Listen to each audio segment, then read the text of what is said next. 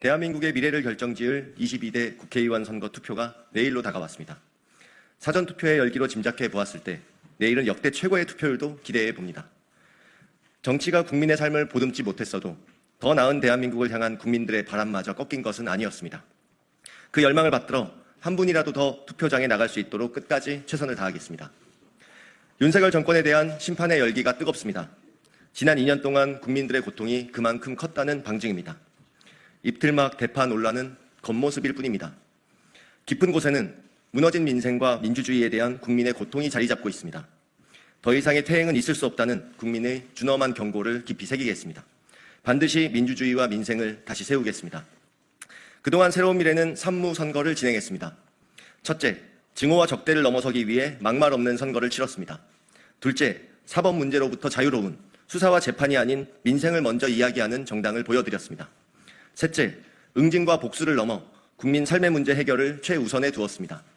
새로운 미래는 창당한 지 66일밖에 되지 않는 신생 정당입니다. 아직은 양당이 견고한 선거에서 6번의 기호를 받은 작은 정당입니다. 그래서 더욱더 상대를 비난하고 혐오를 조장하는 정치적 수단에 흔들릴 때도 있었습니다. 그럼에도 불구하고 국민들께 드린 약속을 지키고자 최선을 다했습니다. 때로는 답답하다는 핀잔을 감수하면서도 대화와 타협을 꾸준히 이야기했습니다. 모두가 외면할 때 모든 당력을 쏟아 의료 대타협위원회 구성을 촉구한 것도 그 일환이었습니다. 부디 새로운 미래의 진심을 기억해 주시고 내일 기호 6번 새로운 미래를 선택해 주십시오. 존경하는 국민 여러분, 새로운 미래의 총괄상임선대위원장으로 오늘 이 자리에서 간절한 마음으로 호소드립니다. 새로운 정치, 새로운 미래의 씨앗을 지키고 키워주십시오. 산업화 민주화를 넘어 다원화의 시대에 새로운 정치가 꽃필 수 있도록 도와주십시오. 만약 새로운 미래를 선택해 주신다면 지금껏 그래왔듯이 다음 약속은 반드시 지키겠습니다. 첫째, 극단적 대결 정치를 끝내고 반드시 대화와 협력의 정치를 복원하겠습니다. 그래도 민주주의가 옳다는 것을 증명해내겠습니다. 김대중 전 대통령은 국민과의 대화를 통해 정치가 결코 독재자들의 것이 아닌 우리 서민들의 것임을 보여주었습니다. 노무현 전 대통령은 검사와의 대화를 통해 베일에 쌓인 권력의 장막을 걷어내고 결국 권력은 국민에게 통제되어야 됨을 보여주었습니다. 당장은 처단과 응징이 당장의 과제인 것처럼 보여도 결국 국민들께 이로운 정치는 대화와 합의입니다. 당장은 대결이 쉬워도 결국은 협력이 정치의 본질입니다. 무엇보다 민주주의를 기만하고 국민들의 입을 틀어막는 윤석열 정부를 제대로 심판하는 것은 대화와 협력의 테이블로 나오게 만드는 것입니다. 올바른 정치를 복원하기 위해 새로운 미래를 선택해 주십시오. 둘째, 막말을 쏟아내는 증오 정치를 넘어 오직 민생을 위해 일하는 정치를 열겠습니다. 선거 시기 민생은 누구나 이야기하지만 진정성과 실천, 태도는 실종된 채 결국 낡은 언어에 그치게 된 오늘입니다. 대통령이 물가를 모른다며 대파 논쟁이 벌어지고 비난은 난무해도 정작 비난하는 이들의 민생 정책과 그 실행 방안은 찾아볼 수 없었습니다. 새로운 미래는 매일 민생을 이야기했습니다. 오른 물가를 근본적으로 잡기 위해 유통구조를 개선하는 금사가 방지법을 준비하고 약속했습니다.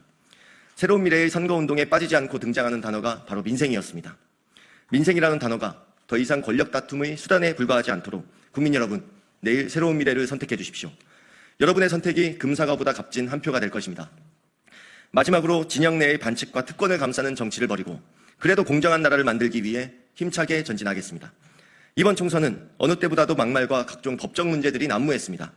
더 큰 문제는 최소한의 가이드라인이 무너져 여당과 제1야당 모두 끝내 자당의 흠결은 외면했다는 점입니다. 이 선거가 끝나면 결국 그 모든 후과는 국민들이 감당해야 할 것입니다. 무엇보다 공정한 나라를 바랬던 청년 유권자들의 마음을 어루만지는 정치는 끝내 등장하지 않았습니다. 새로운 미래를 선택해 주신다면 그래도 공정한 나라 반드시 만들겠습니다. 존경하는 국민 여러분, 저는 정확히 총선을 1년 앞둔 지난해 4월 10일 총선 불출마를 선언하고 소방관으로 돌아가겠다 선언했습니다. 그런 제가 새로운 미래 총괄선대위원장을 맡은 것은 큰 결심이 필요한 일이었습니다. 불출마 선언과 함께 남긴 소회에는 깊은 좌절과 패배감이 있었습니다. 서로를 적으로 규정하고 배척하는 이들을 설득하여 조정해낼 정치적 역량을 제 안에서 결국 찾지 못했음을 인정하며 내린 결단이었습니다. 그 결심에 보내주신 응원과 격려 속에서 조용히 의정활동을 마무리할 수도 있었습니다. 쉽고 편해 보이는 그 길이 어쩌면 참으로 유혹적이었습니다. 하지만 무너지는 민주주의, 21대 국회 증오의 정치를 넘어 민생을 도외시한 채 더 극단의 갈등으로 치닫는 이번 선거를 이대로 두고 볼 수는 없었습니다. 끝내 정치의 힘과 가능성을 포기할 수 없다는 절박함, 오로지 국민만 바라보는 새로운 정치의 씨앗을 심어야 된다는 절실함이 저를 다시 정치의 한가운데에 서게 했습니다. 21대 국회가 끝나면 저는 다시 국민 곁의 소방관으로 돌아갈 것입니다. 저의 소신과 진심, 희망을 담은 새로운 정치, 우리 새로운 미래가 당당히 나아갈 수 있도록 부디 국민 여러분 소중한 한 표의 힘을 보태주십시오. 위기에 처한 대한민국의 미래에 가장 중요한 가치와 희망의 씨앗들을 심어주십시오. 그것은 바로 그래도 민주주의 그리고 공정한 나라를 만들겠다는 새로운 미래가 국민 여러분께 드리는 약속입니다.